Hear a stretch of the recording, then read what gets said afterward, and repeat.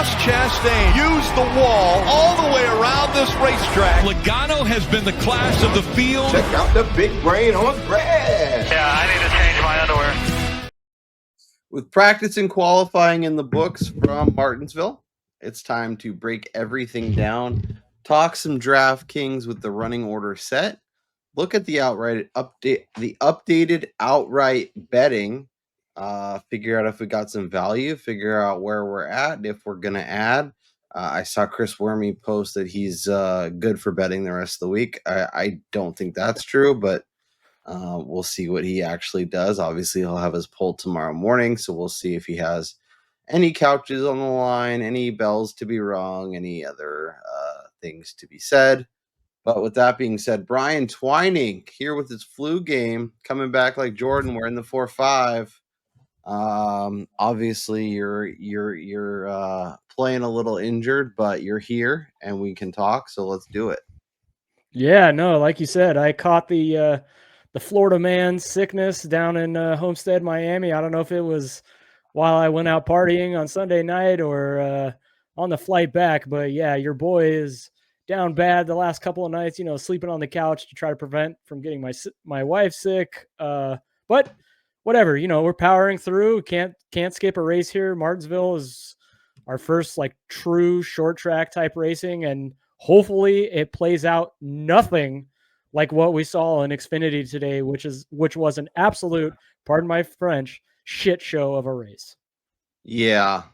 As somebody who had both Sammy Smith over Austin Hill and Sheldon Creed over Sam Mayer, I was feeling great. How Austin Hill won that race from the 7th spot on a restart, I'll never know.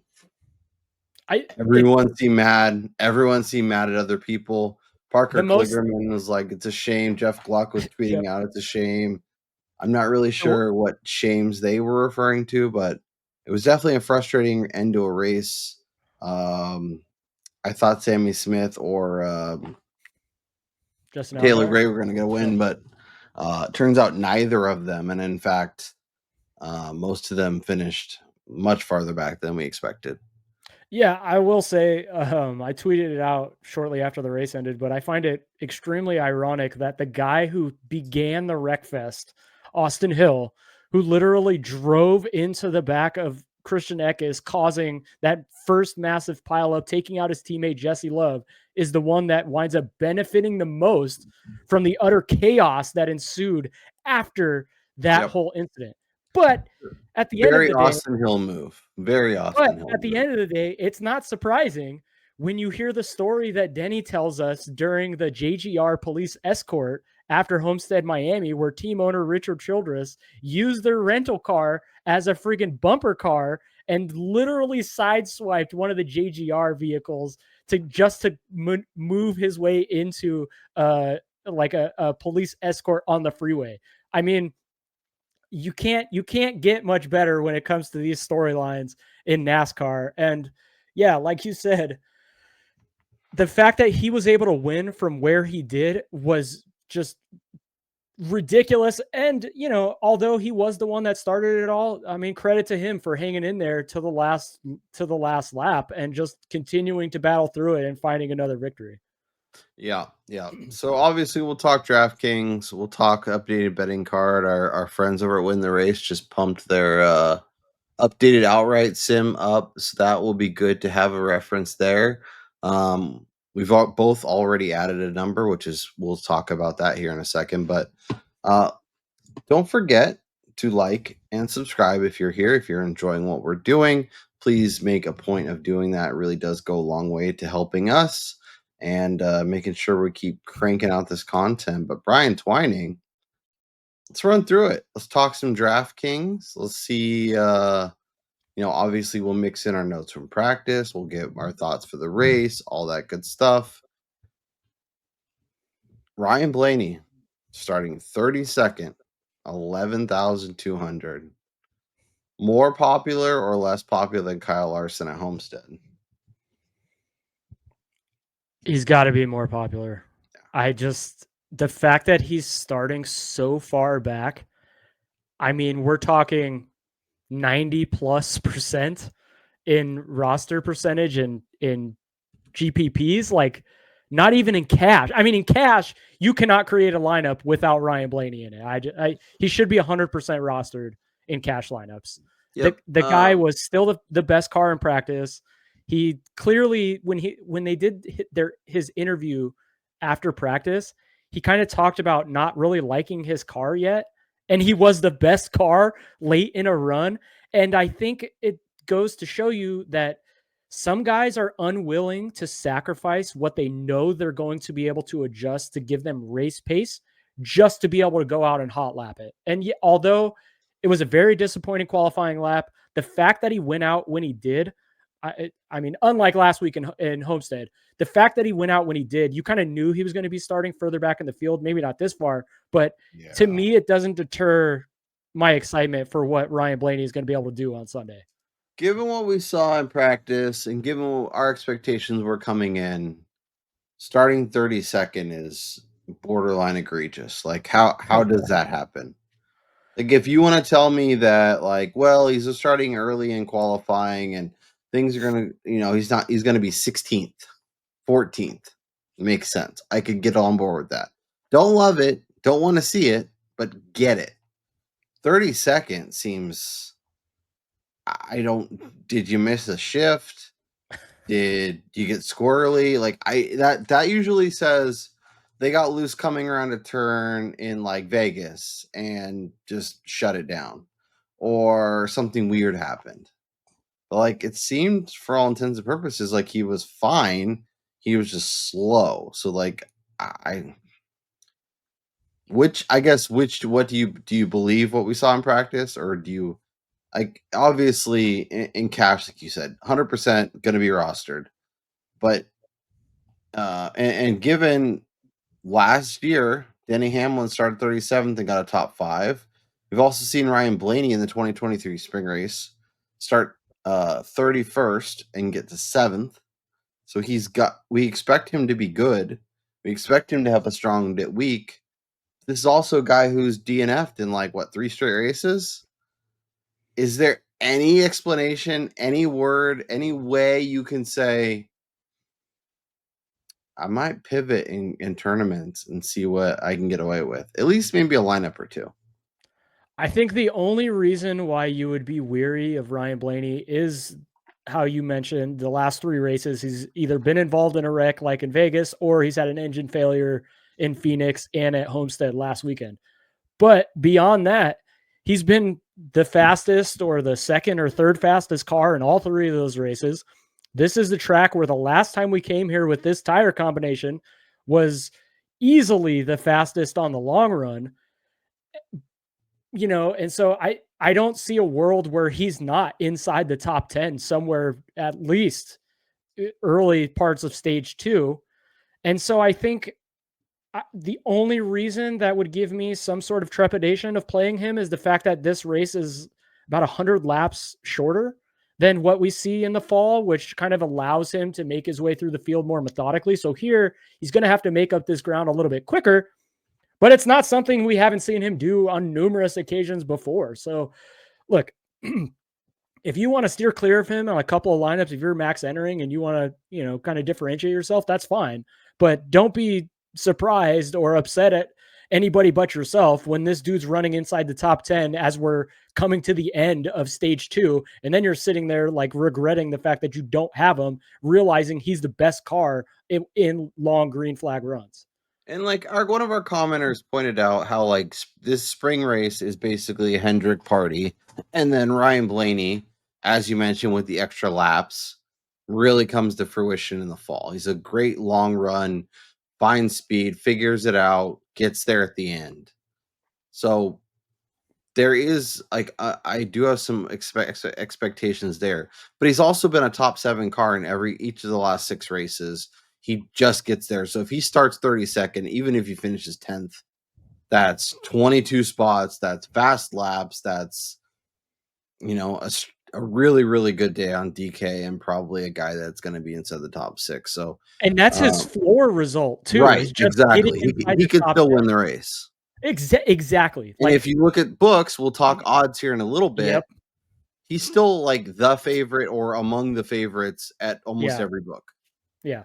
So. I mean, we had this same exact conversation last week with Kyle Larson post qualifying at Homestead. The books are no longer weighing qualifying as much as they used to do. Like they're definitely starting to catch on. And as Kyle said, as when we go look at odds, you will see what I'm talking about. Yeah. Like they know Ryan Blaney will make his name known on Sunday as somebody to contend with. For Cup Series, they don't know for Xfinity, so you might be able to find a little if you want to look in. Does anybody know shit about the Cup Series after what we just saw? Like it's basically it's survival of the fittest. Yeah, Xfinity it's a wild place. Yeah, it's the closest thing to like local track nonsense with just like fights and wrecks and people doing dumb stuff, and there's a handful of guys that are like. It'd be like us going to play pickup ball, and there's like a couple of random NBA guys in there, and it's like us being like just setting screens and like running hard, and they're the other players doing 360 dunks. Like these things don't make sense. Or like a rec league softball team, but then like Randy Johnson's out there in his prime. I don't know. It's a weird juxtaposition for sure. Let's talk about the rest of the. Obviously the last 11K guy, and then the rest of the 10Ks to see who else beyond Blaney. Because like last week we said Larson, and this week it's Blaney and. So Larson 4th, Denny 5th, Byron 10th, Christopher Bell puts it on the pole. Before we talk these 4 names, definitely drop that nugget you had on Twitter, Brian, because I do think that's important, maybe a little more for betting than for DFS, but that nugget could sway us if we want to let it. Are you talking about the starting position situation here? Yeah. So each of the last 5 winners here at Martinsville have started 10th or worse. And when you go back and you look at this track, traditionally before the Gen 7 era, it was a track where early track position mattered, but it clearly means jack crap, to avoid cursing again, in this vehicle. And I think this really goes back to what I was saying about Blaney and not wanting to change his car up too much from race pace. A lot of the guys who were qualifying up front, outside of maybe the HMS guys, they may be fast on this single lap, but they're going to sink as we get these green flag runs. And if you go and you look at practice times here, and I know we were hoodwinked back in Phoenix, but I don't think that's going to be the same case this week with the 20. Christopher Bell was not good. Yeah. And so, like for him, he's an absolute non-starter. But William Byron, he's in that like magic range of starting positions of like 10th, 14th. I think the average starting position of the last 5 winners is around 16th here. And as you talked about, this is an HMS race this time of year. He's already won here twice, I believe it was, in this Gen 7 car. And so with him starting 10th, this might be another week where you're having to squeeze some really low salary guys to have Blaney and a Byron and a Hamlin and a Larson or something of that nature. Yeah. And that's why it is somewhat interesting to do the like Larson Byron thing, or even Byron. And we'll talk about a guy in the 9K range that could make some sense to jump in with. But, yeah, the wheels are turning in my noggin, and I'm wondering what we should be doing, because there is some interesting discussions. Denny Hamlin also looks really, really good. And really we know fast. How good Hamlin is when tires matter. Yeah. So the top range, I think, is going to be interesting. I think it's Blaney but if you want to do Larson Byron, if you want to do Bell Hamlin, I mean, it's definitely a way to be unique. Let's talk 9Ks. Chase Elliott starting 2nd. All those Chase backers are happy to be holding those tickets right now. We'll see when Average Ass shows up on Sunday, but we'll see. Chase Briscoe, Ross Chastain, and then I guess let's include the 8Ks just because there's only 4. Bowman, Cindric, Kyle Busch, Josh Berry, Brad, and then we get into like the 7th. So let's stop at Berry. So let's start Elliott starting 2nd. I think is sort of interesting. We know how good he could be. He was great here in the fall last year. He could get around Bell pretty quickly and dominate a lot of stage 1 and most of stage 2 and have a really strong finish. He could be that interesting dominator early, as you mentioned, not as many laps. So it's not quite as impactful in the spring as it is in the fall, but still really important. And kind of an interesting way to get different. And then Bowman, I guess, would be the other guy kind of in that similar or early starting range, and then a bunch of other guys. So do you trust Chase? Did you see enough from him in practice where you think he can be a guy that, even if he doesn't win, dominates most of the race? Or is this just going to be another average ass performance for like a 7th place and you're kind of like, I shouldn't have used him? Man, so I didn't want to believe it coming into the race, but after watching practice and looking at the practice laps that he was throwing down, it's clear that he's quite comfortable in this package with this tire, and with him starting up front. I don't think it'll be very long before he overtakes Christopher Bell, whether it's first couple of laps or maybe it's on the first lap on the outside.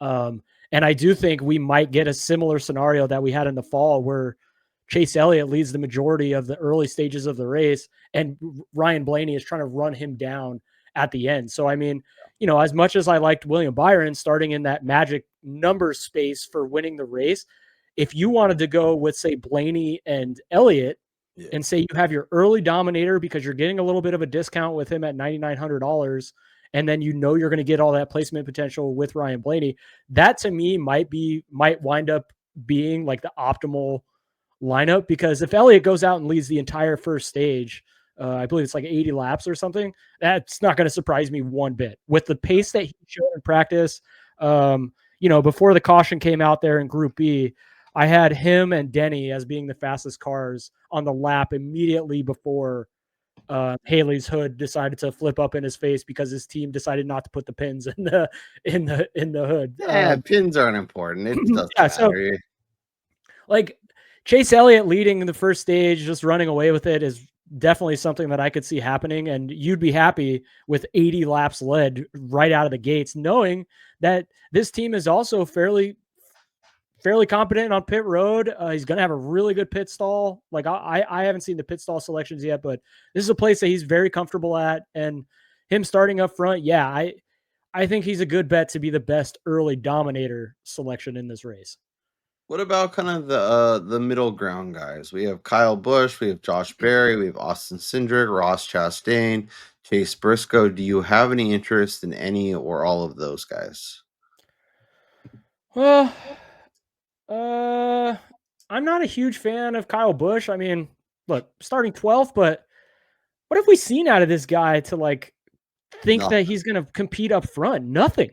I know he's got success here in the past when he was with JGR, but this to me is kind of like his ceiling where he's starting. Like, if he finishes 8th, oh, great job to RCR, but you're only getting 4 placement points. And I don't envision him being somebody that's running up front leading laps. So to me, that's a waste of salary. Whereas we've seen the 21 team go out here and surprise everybody with the speed they showed at a 1.5 in Vegas at the end of the race there, albeit because of a little bit of strategy.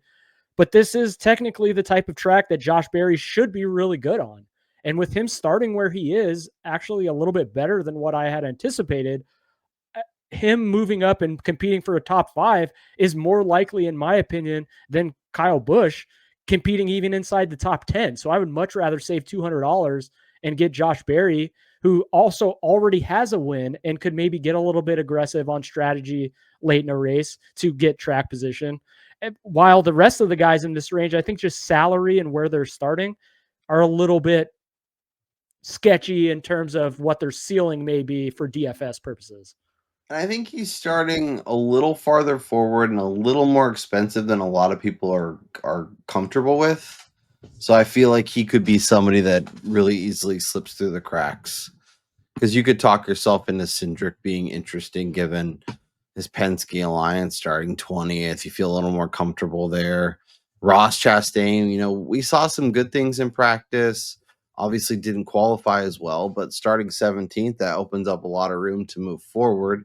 Obviously the home of the Hail Melon, but do you trust? Like, I never know week to week. Do we trust Trackhouse? Do we not trust Trackhouse? Do we just trust Suarez and not Chastain? Do we just trust Chastain, not Suarez? Like, I don't know what to do with this team week in and week out. So, like, are you interested in the Watermelon Man? As you pause it, I'll keep vamping while I die for a second. All right, got that out of the way. For what it's worth, although Group A had a much faster track without a bunch of rubber laid down, I have Chastain as like the third or fourth best car in Group A. He was very good on the long run. He was throwing down decent laps. I mean, his fall off was a little bit more than what you would anticipate, but he's somebody that if he gets track position on a short track, he's able to make his ass extremely wide, and he can just maintain spots a lot better than a lot of other guys.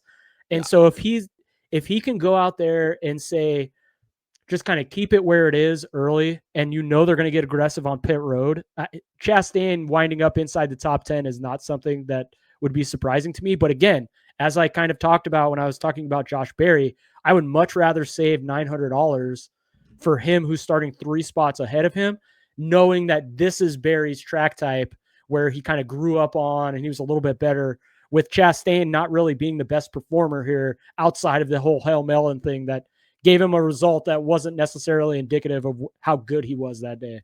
Yeah. Yeah. And I think, I don't know, I'm starting to do some of my early builds and kind of work through my plan for DraftKings. And I really do feel like it's going to be a week where I'm going to want to spend up as much as I can and then go way down. I don't think I'm going to want to dick around in this range as much as possible. This is a very scary range based on salary and kind of where they qualified, because like a guy like Alex Bowman, he's been fantastic to begin the season. He's the only guy, I believe he's like top 10 in the last 5 races. He's been running up front at a lot of these places, but of the HMS camp, he's the worst one here at Martinsville, starting third with all of the guys that are starting behind him. I mean, the highest likelihood of result for him is him going to be falling backwards. So you're not going to pay $8,800 for him starting third, So he's somebody that nobody's going to think about. And then Austin Cindric, what are we going to get out of the 2 car? I mean, is he even going to make it to the end of the race? And I think that's the better question, as opposed to how many placements is he going to give you. It's whether or not he's actually going to finish the thing. Yeah. Let's talk 7Ks, because I think we're both in lockstep on kind of jumping over this range. Brad Keselowski, Tyler Reddick, Ryan Preece, Christopher Buescher, Bubba Wallace, Ty Gibbs.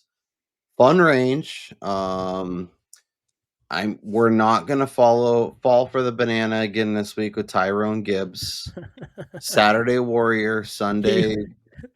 He was sure fast though. And just for Kyle, I wrote it down. Gibbs was sporty. Yeah, he was incredible in practice. And but again, we fell for the football last week. Lucy pulled it away. And this week he's like half the odds he was last week. I don't think I'm getting to that. No, I also think a lot of his speed had to do with the fact that he was running with Group A as well. Mm-hmm. Which, yes, you can then make the argument that, Ryan Blaney's speed was only because he's on Group A. But look, Ryan Blaney's been the best guy here at Martinsville since he's been in the Cup Series in a good ride. So he's also been arguably the best car for the last month of the season. Exactly. So that's like comparing apples to oranges. Finishes. Although I do want to point out, I was looking at the Cup standings, and Christopher Bell is 5th right now with 3 wins in 6 races. That doesn't seem to make a lot of sense, but what do I know? Hey, they reward consistency more than actually winning the damn races, apparently, which to me is ass backwards when you talk about what the goal is every single week. Yeah, just do what Joey Logano's doing. Win some stages. Don't finish in the top 10, but it doesn't matter. Bubba Wallace, Christopher Buescher, Tyler Reddick, I think, are all in play. Bubba Wallace, once again, figuring stuff out. Super fast. Didn't have the qualifying lap that both of you and I had hoped, given our exposure there, but looks fast, improving on this track type. Obviously, starting inside the top 10 isn't great, but is there a world where we can make him our unique piece, our pivot, and hope that he can be maybe our second Dominator. Feels aggressive. I don't know about second Dominator, but I do think that he's a guy that could potentially jump towards the front on short runs. In practice, he was the fastest car for about the first 20 to 25 laps. Yeah. And so he's a guy that can easily make up track position very early into runs. And if we've seen anything, is that passing is really hard here. And so if that were the case, the way that this 23 teams pit crew has been performing this season, he's also going to be able to make up time on that area of the race as well. And so Bubba, if you want to get different, because a lot of people are not going to want to play him starting where he is, just kind of expecting him to kind of run there. I don't hate that as like a pivot play to a Byron per se, who's much more expensive and starting 2 spots further back. Now, when we go and we look at betting odds, like clearly William Byron will have shorter numbers than Bubba Wallace in terms of winning the race. But do I think Bubba Wallace can also win this race if things fall the right way? Sure. Why the hell not? So I would much rather save over $2,000 in my lineup in order to squeeze, say, Chase Elliott, Ryan Blaney, and maybe another high-priced guy into a lineup, as opposed to playing Byron, who's only starting 2 spots further back. Yeah. And Bubba has been good here, especially in the spring. Last 2 spring races, qualified 9th and 2nd, but he's been kind of maintained. He's never really, like, he was obviously second after stage 1, second after stage 2, finished 4th. In 2023, started 9th, finished 7th after stage 1, kind of was dicking around, and then ended up finishing top 10. So I was looking at top 10 maybe as a way to kind of get some exposure to him. I don't know if DraftKings is going to be the way, but I think he's more in play than I think that most people want to give him credit for. And if I'm building a really, really chalky lineup and I want to get a little bit different, he might be a pivot opportunity, as you mentioned, over William Byron, who I think can win the race, but we'll see. Let's dive into the 6Ks. Noah Gragson, Daniel Suarez, Carson Hocevar, Austin Dillon, Cole Custer, Eric Jones, Michael McDowell, and AJ Allmendinger. The who's who of jabroni salad, teens, 20s, 30s, really gross, nothing super appealing. Is there a name or two that you're going to pluck from this group to say, because we want to get expensive at the top, so we're going to have to come down here at the bottom? Is there a name or two that you're drawn towards? Well, both of these names inspire wearing a blindfold during the race, but Carson Hocevar and Cole Custer, both of them were amongst the handful of guys in Group A that stood out. They both had really good lap times later in their runs.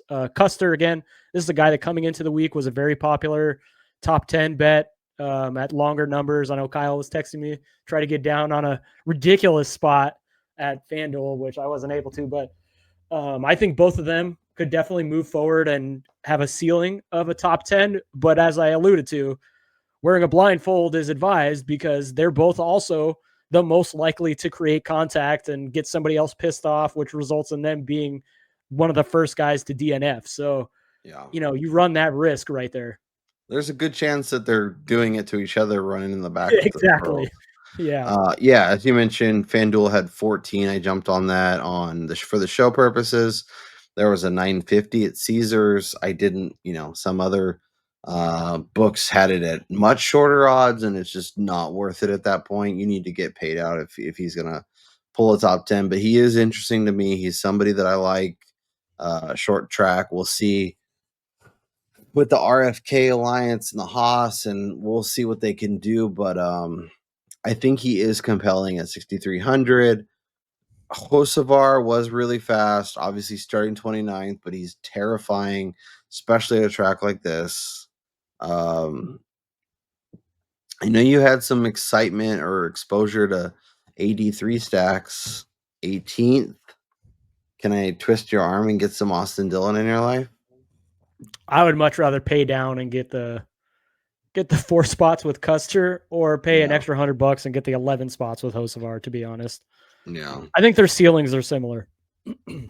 Any interest in No. Jones, Dinger? Okay.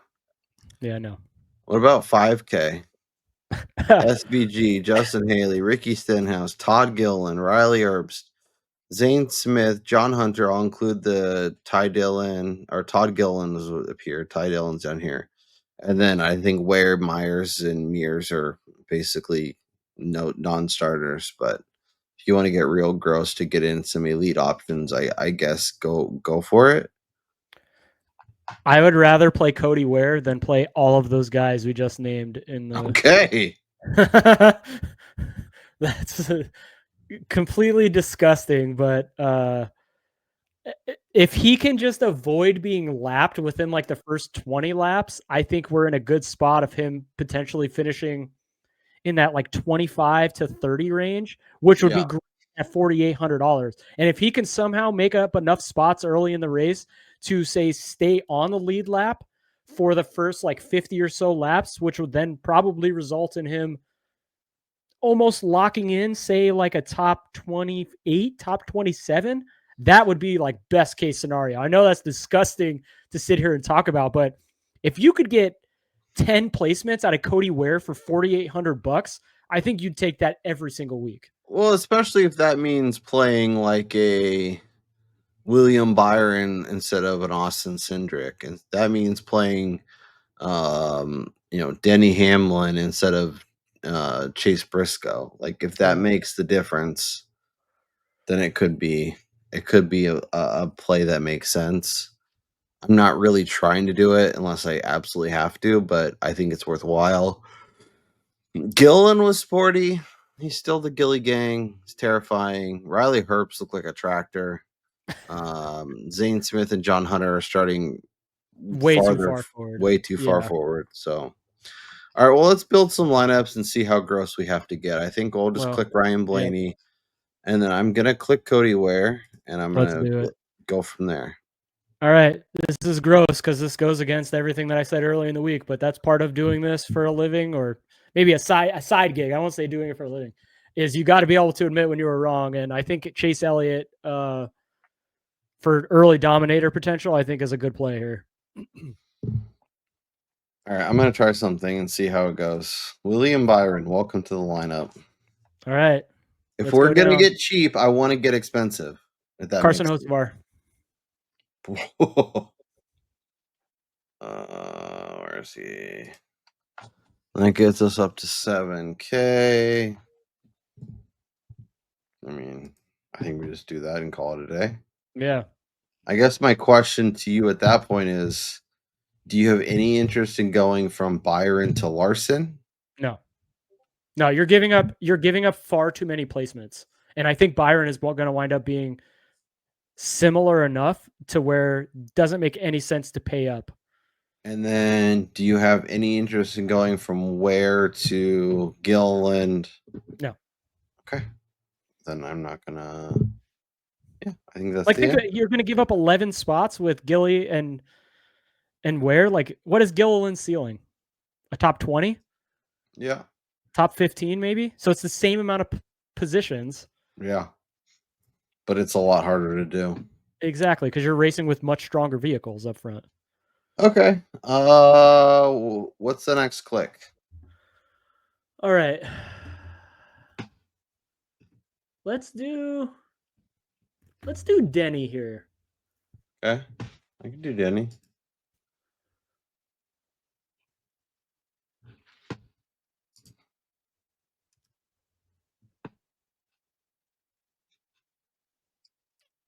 All right, this is all you, sir.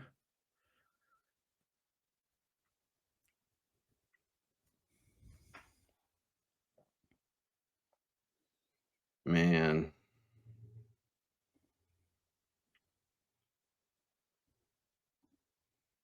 I feel like my player pool is going to be much tighter this week, and I don't know how I feel about that.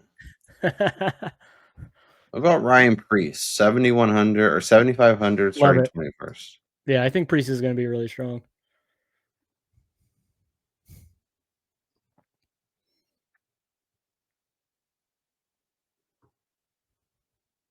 You want to go up? You want to go down?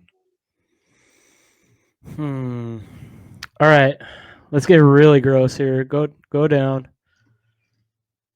We're gonna go with Cole Custard. I Run think the it's risk. fine. I really like it. 6,300. I feel way too comfortable collecting Cole Custard, given he's 6,300 and he's Cole Custer. Yeah.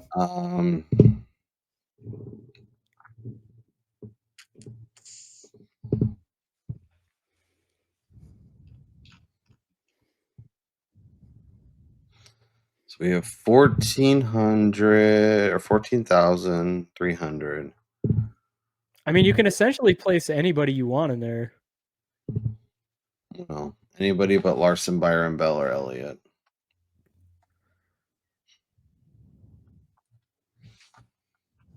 I mean, this is all you. I know. I'm thinking, is Joey Logano in play? Do I want to get there? Do I want to? Because we were talking about like spending up, spending down, but I can't give you an objective point of view on Joey, so. I know.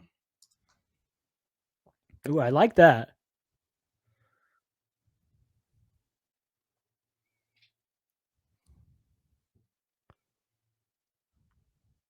I could also. Oh no, I can't. We could do like a guy like Ross here. Well, that's what I was thinking. I don't mind Ross. And then we're playing Cody Ware again. Yeah. Or Ty Dillon. Because I don't want to pay up for Nemechek or Smith starting inside the top 20. No. I'd rather play Dillon starting 28. Ty Dillon. Yeah. All right. All right, let's do a lineup where I don't want to put this into the ether, but let's just say something doesn't go well for Ryan Blaney. He gets stuck in traffic. He gets squirreled. I don't know. But if we work is there a world where we don't want to click Ryan Blaney? That's what I'm trying to figure out. I don't know. Like I said, he's going to be a top 10 car. I just don't see, outside of him being wrecked again or having a failure mechanical issue, which we've seen. He's a top 10 car, no question. We both bet his outright. We're in on flop lag, but he's week in and week out at Homestead. There was no way he wasn't going to be awesome until he wasn't awesome. But that's part of the. So that's part of the process, though, is like you need to be able to identify the fast cars. And I don't think you can't look at this upcoming race and say that Ryan Blaney is not going to be amongst the 5 to 7 best vehicles on the track.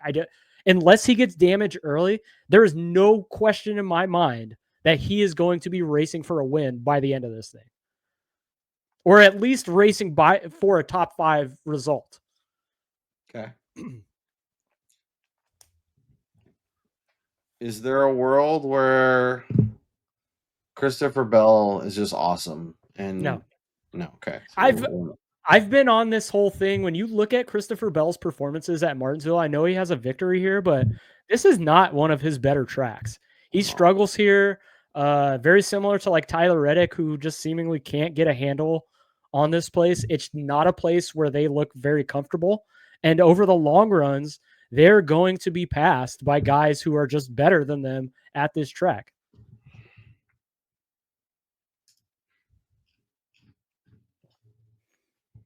All right, hold on. How gross do you want to get? Because I do think there's a world where everybody is so soured about the 54 after last week that nobody wants to play him despite his practice times looking ridiculously good again and him qualifying where he did. I know it's absolutely disgusting and it's bound to fail, but if the car today, or as we're recording this Saturday, translates to Sunday, he's going to be good, and I don't think people are going to be on it. So just from a contrarian point of view, I don't hate the idea of putting him in a lineup. If we're doing the 54, we're going to do the 11 with him. Okay. A little bit of safety. Because if JGR just has it nailed, Bell's on the pole. I was just going to say, then is this where we play like Bell then for Dominator? But I mean, you just did a soliloquy about how he's not good. I don't think Bell's going to be good, and I think he gets past maybe in the first 5 laps. I think Chase Elliott overtakes Christopher Bell. That's just my opinion. I think a lot of people will think that way, though. So I think going Bell might be a pivot, especially with him on the pole. Okay, so we can name this as the one-off lineup. Like if you're max entering, this is we're doing this once type of lineup and hoping every single one hits. Slosavar? I mean, he still has that B in front of his name, so he's hoping for the Bullbuster. Oh my gosh. Eric Bones. I would probably.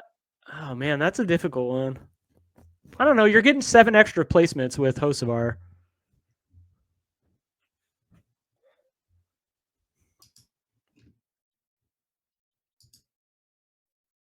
Oh my gosh, that is hideous. I mean, we haven't talked about Briscoe. I mean, if we're gonna do it. But I feel like, can this lineup score enough points? Why not? I feel like it's Briscoe or Gibbs, not both. Yeah, that's a good point. I feel like if you want to do Briscoe or Gibbs, that's fine. But I don't think in order for this lineup to do as well as it needs to do, Bell would have to dominate, and then Briscoe and Gibbs would have to be both in the top 5, and that feels hard. Okay, what if we take Ryan Preece and put William Byron there? Okay. And then you put Cody Ware. Okay. That gives us to 60. And then we could play Cole Custard.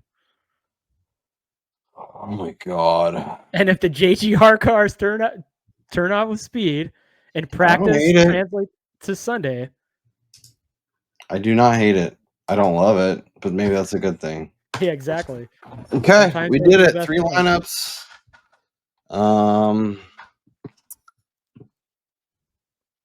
Yeah. Yeah. I like it. I can feel the optimism oozing out of you right now. I don't like being put in a spot where I'm comfortable though, especially in tournaments. Yeah. That's not where you want to be. If you're shooting for the moon, you got to hit the stars.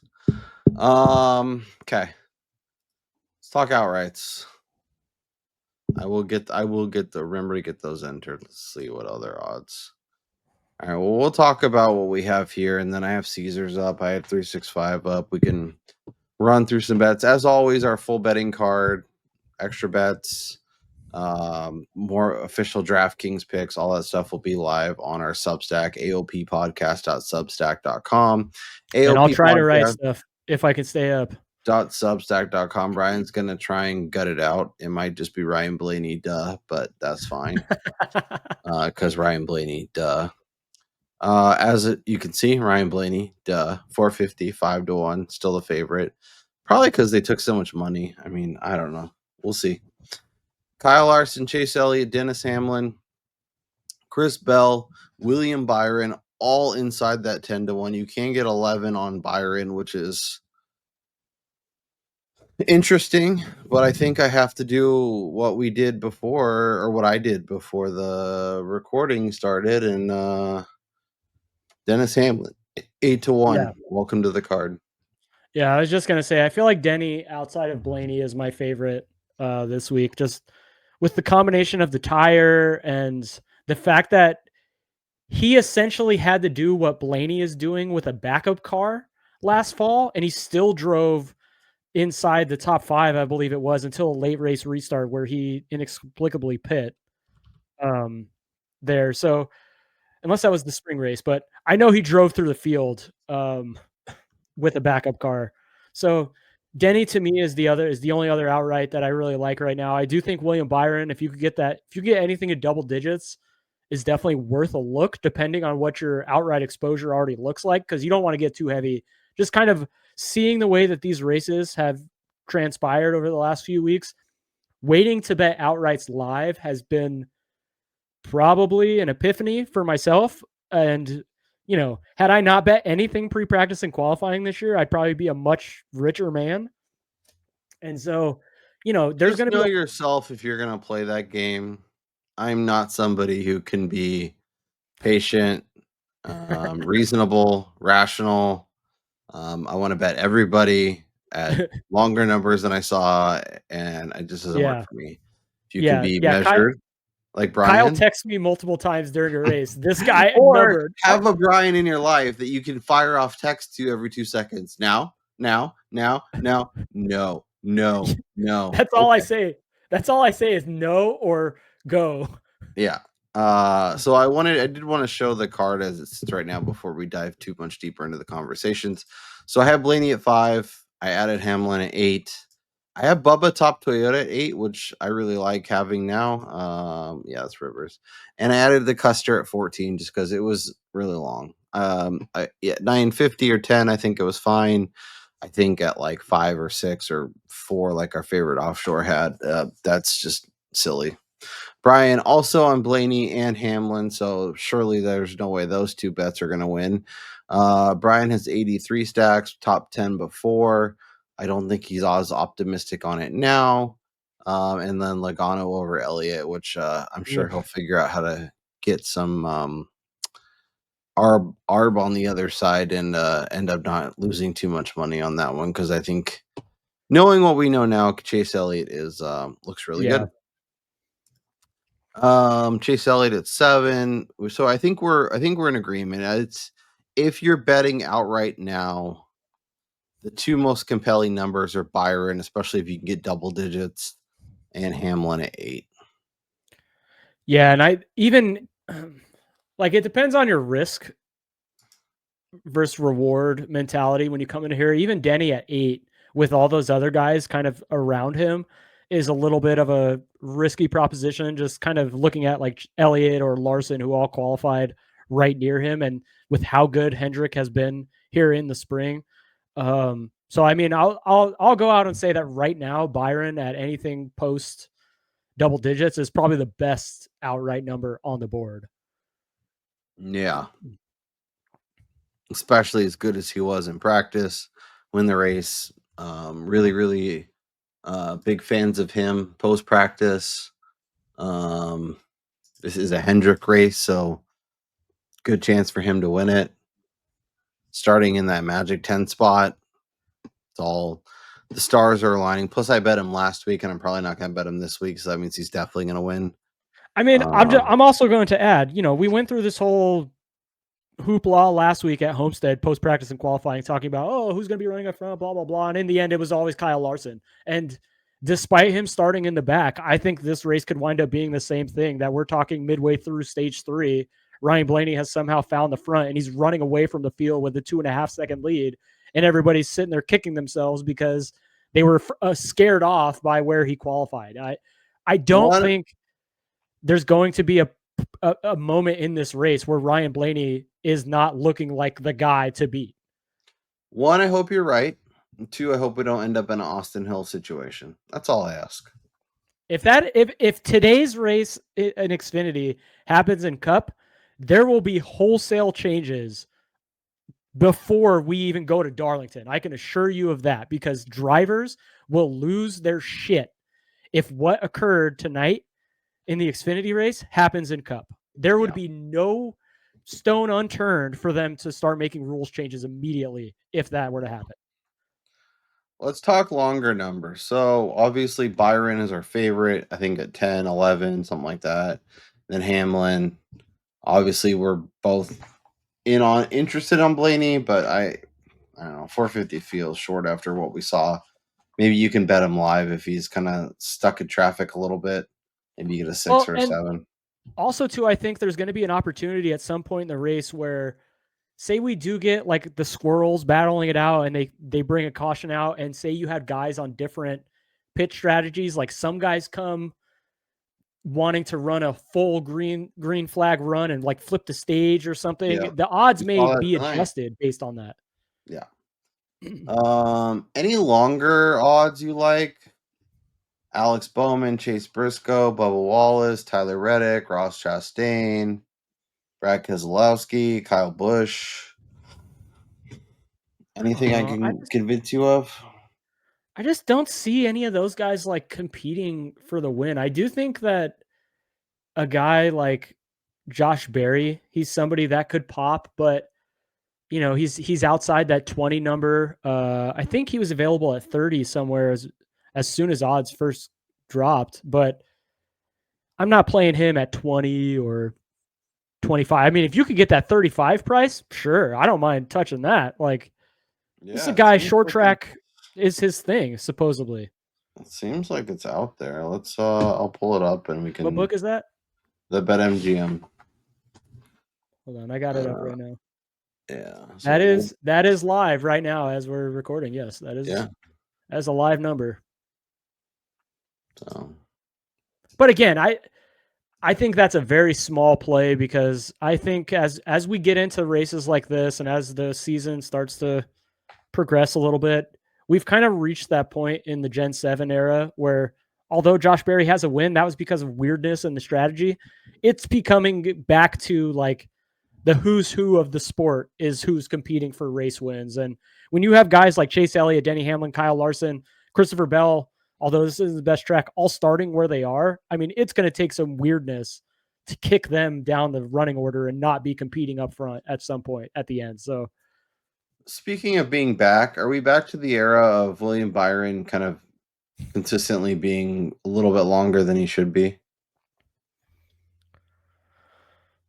Well, I think his numbers float just based on like the popularity of, say, a Kyle Larson, Christopher Bell, and like a Denny or a Chase at this particular track. Because although Byron has 2 wins here, I still wouldn't say he's like better than those guys, or at least he's not better than Denny or say Ryan Blaney here. Yeah. You know? Yeah.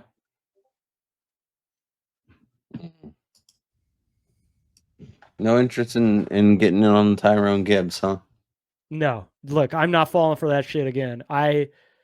I'm still of the mindset after what happened last week that Carson Hocevar gets a victory before Ty Gibbs. I just think in terms of overall performance and stuff like that, Hocevar is probably the better of the two at the moment.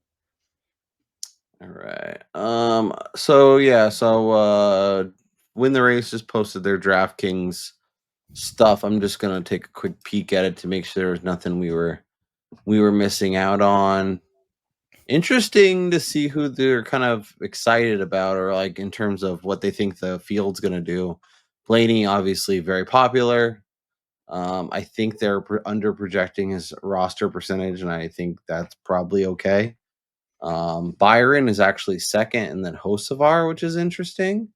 Hocevar was good in practice, but he was good in practice. He's starting farther back. He makes a lot of sense.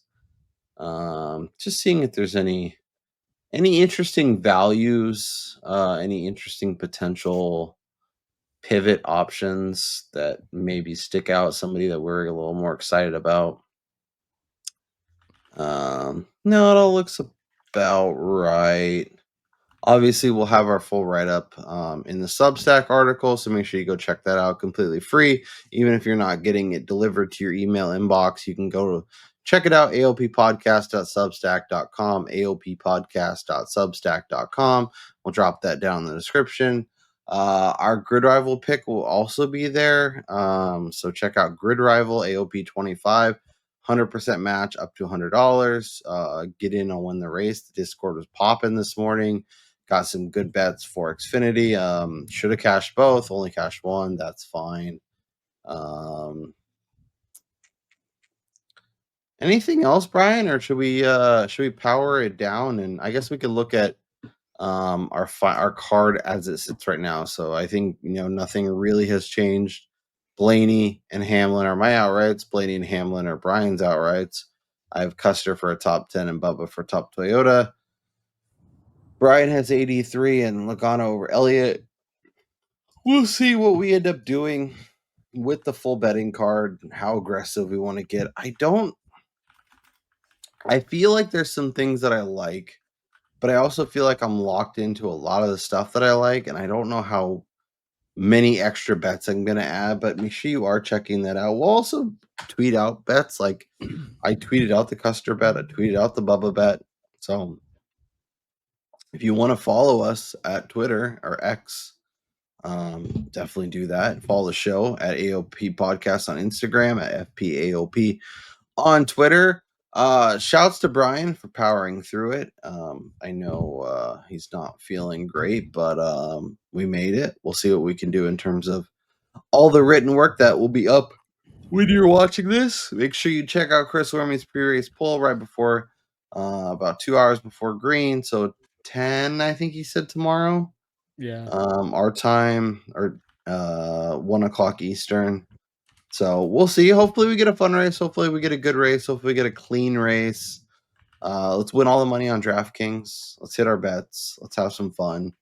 And we'll talk to you next time as we get set for Darlington, baby.